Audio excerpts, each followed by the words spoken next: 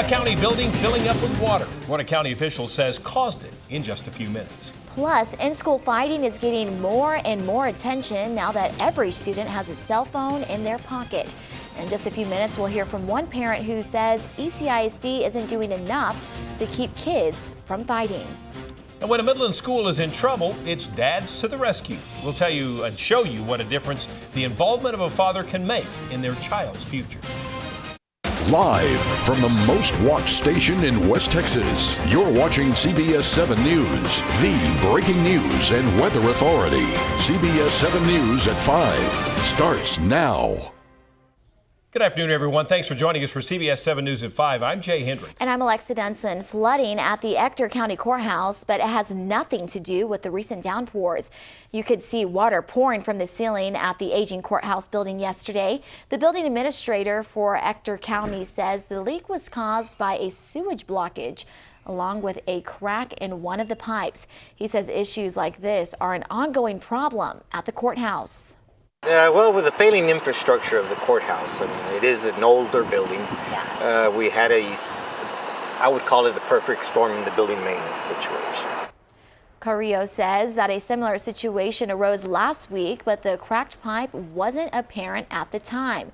Today, crews began the cleanup process. Tonight on CBS 7 News at 6, Carrillo will explain what obstacles he faces in maintaining the 30-year-old building and what he believes it would take to bring it up to par. School fights aren't new, but with the use of social media, they're becoming more visible in our community. CBS 7's Samantha Medney joins us live in the studio with reactions from parents and what steps the schools are taking to monitor those actions. Samantha?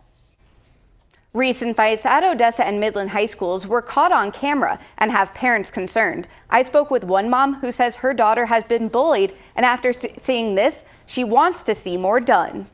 We received video circulating on social media with two students in a fight and saw students standing around and watching it happen without intervention. Is there a protocol to follow in this scenario? We spoke with ECISD and they said when an adult sees a fight, they'll break it up. But most of the time, students are intentionally doing it out of view. But parents say that's not enough. For me to see this little boy get just completely demolished, it upset me, and I did. I cried in front of my daughter.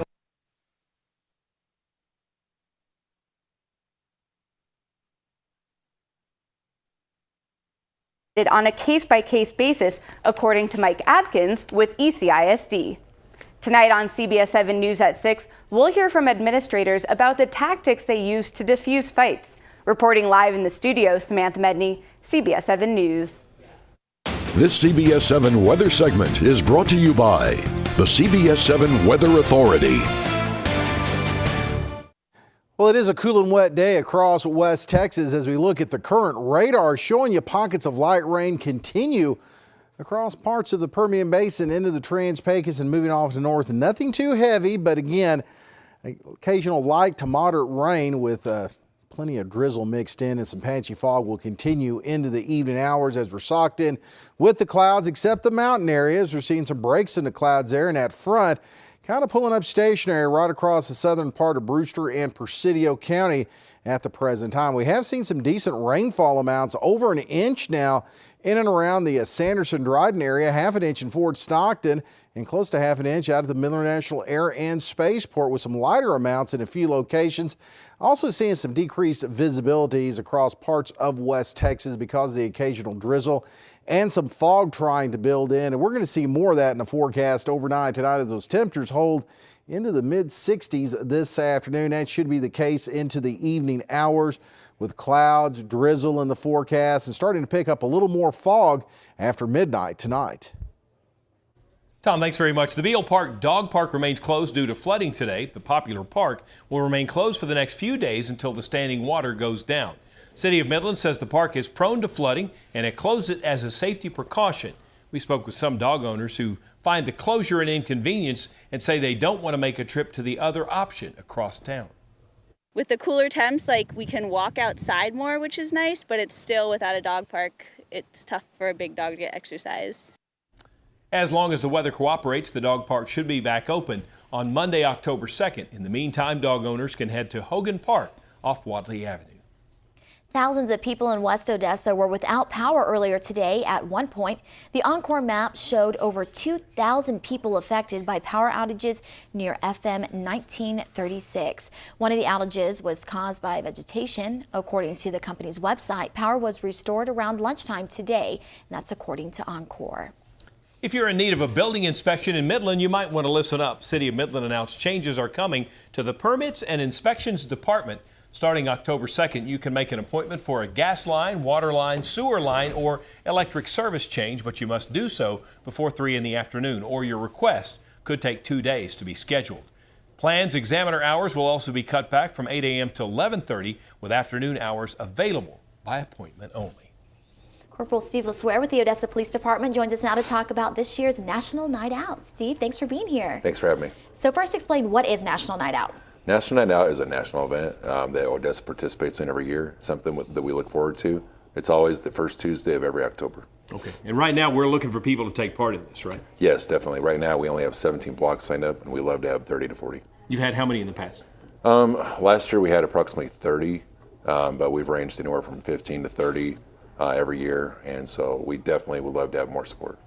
And this is important for officers to kind of get to know the community they serve, and vice versa, the community to know their officers, right? Right. Most encounters that police have with us are usually negative encounters. Either they're being arrested or somebody's receiving a ticket, and so we're not very favorable. But this is a chance to meet your local police officers, to realize that, we're just human beings. We're there just to have fun and to address any concerns they might have. I didn't mean to cut you off, but when in explaining one of these block parties, kind of explain what they do. I mean, this is neighbors getting together, and you can do food or whatever, right? That's typically what they do? Yeah, definitely. Just you basically invite all of your neighbors over, and you invite a few police officers, and you have a block party. You just barbecue. Everyone brings their own dish, and you invite us, and we'll go, and as long as the food's good. So. How do people sign up? It's very simple. Just go to odessapd.com, and the registration form's on there. Okay. We need families. You've heard from certain areas, but there are other areas you'd like to hear from. Yeah, definitely. We will be posting the locations, but we've received a lot of support from 2 of our sectors, Northeast and East, but we need everyone to sign up, including Lawndale. We haven't had anybody from Lawndale sign up. Lawndale. Okay. Awesome. Yeah. Steve, thanks so much for being here. Thanks for having me. Attention dads, Midland ISD wants you. The district is putting a focus on getting more dads involved with their child's education. They hope that this will help improve all schools, especially campuses deemed improvement required. CBS 7's Tatum Gwynn was at one of the IR campuses this morning where attention was put on the fathers. You've heard the saying, it takes a village, and Midland ISD is taking that to heart. They believe more involvement means better schools. Pull up a chair and stay a while. That's exactly what Lamar Elementary dads are doing with their kids. I mean, it shows them that we're interested in what they're doing. The Dad's Breakfast has become a tradition at Lamar. One day a year, all dads are invited to eat breakfast with their kids and learn a little bit about what's going on at school. All you gotta do is walk through the front door. Whenever you have the fathers involved in the school and you have the parents involved with their children in the school, it cannot fail. It's an awesome thing for you to be here this morning. The breakfast is Jimmy Rogers' idea. He saw a need at his child's school that needed a man's touch. He says more action can make the difference between passing and failing in the classroom. Lamar has been deemed improvement required for 2 years. The hope is that the more parents are involved, the better standing the campus will be with the state. Parents make such a difference in their child's education, just knowing how they're doing in school, talking with the teachers about where their child is. Rogers says moments like these may not be very long, but they do have a lasting impression that stretches far beyond the classroom. Your child may not remember what you say, a week from today. Maybe tomorrow they won't remember, but they sure will remember how you made them feel. So parents, get involved. The district hopes to take this breakfast concept to more campuses in the future. Reporting in the newsroom, I'm Tatum Gwynn, CBS 7 News. Tatum, thanks very much. A trade school in North Texas shuts down, leaving many students who happen to be veterans wondering what will happen to their tuition. We'll hear from students and staff in today's Consumer Report.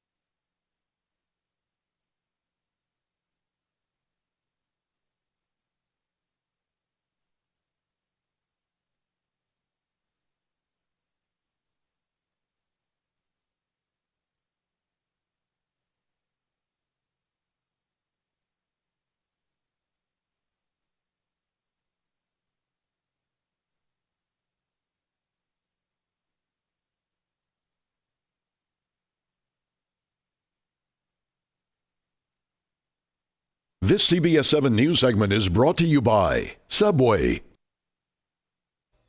A trade school in North Texas shuts down abruptly. This leaves out-of-town students, many who are military veterans, without a place to go. Jeff Paul reports it's not just the students who were affected by the closure. Go to trade school, get a trade, and start my life. It's a school night, and these veterans should be studying. Instead, they're trying to figure out where they'll lay their heads next. I'm lost. I don't know what I'm gonna do. Jonathan Stafiri says he and the rest of his fellow 300-plus classmates at Retail Ready Career Center were just sent packing. This is a second chance for me. I still have bills I have to pay. I quit a job to come up here. Their intense 6-week HVAC trade school program was abruptly cut short. And we see a bunch of federal agents surrounding the school, and we get there and we ask, what's going on? They were like, well, you guys aren't in trouble. We're just investigating the school. That was last week. Jordan Beckwith says the school's president assured them the Department of Veteran Affairs was conducting an administrative review. Now, these students, mostly veterans and from out of state, leave empty-handed and unsure if they'll get their money or GI Bill funding back. Because people, move their families, people quit jobs to further their career. Outside the school, employees left with their stuff in boxes. Yeah, we're under investigation and closed until further notice. We spoke with one staff member who only wanted to be identified as Rachel. How am I going to feed my children? Devastated by the closure of the school, Rachel says she loved her job and even more, loved helping veterans and others learn a craft and start a new life. We're in the same boat. I feel your pain and keep pushing forward for your families. A lawyer from the school's administration says the school is hoping to resolve the issues soon, but didn't explain what the particular issue is. There's no response yet either from Veterans Affairs. If you or someone you know eats at Sonic, listen up. The drive-through chain says it looks like hackers gained access to millions of credit and debit cards. Sonic says it's working with police and computer experts to find out what happened and the scope of that cyber attack. But experts say hackers likely gained remote access to the machines where you swipe or insert your credit card. Sonic has 3,500 locations across the U.S., but it's not clear yet how many restaurants or customers may have been impacted. Hackers similarly attacked Wendy's and Chipotle earlier this year. After break, we'll update on our weather forecast as more rain headed our way. We'll find out. Weather Authority Tom Tieferteller will join us. But first, here's a look at today's closing bell report on CBS 7 News.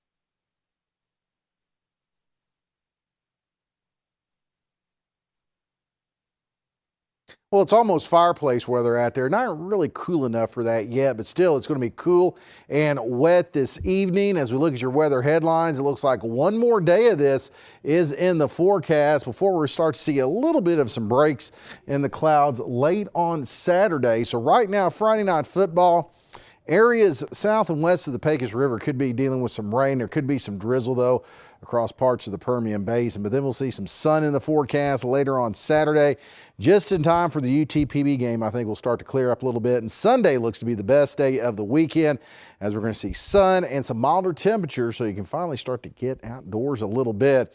Here's a look at the cool gray conditions in Andrews right now on our exclusive live iCam there in Andrews County. 65 degrees. Not reporting rain right now, but the humidity levels are right at 100%. So there's probably a little bit of drizzle in the air out there with that east wind at 9 miles an hour. Also watching out for some pockets of fog too. As we take a look at the satellite and radar view, you can see plenty of clouds out there.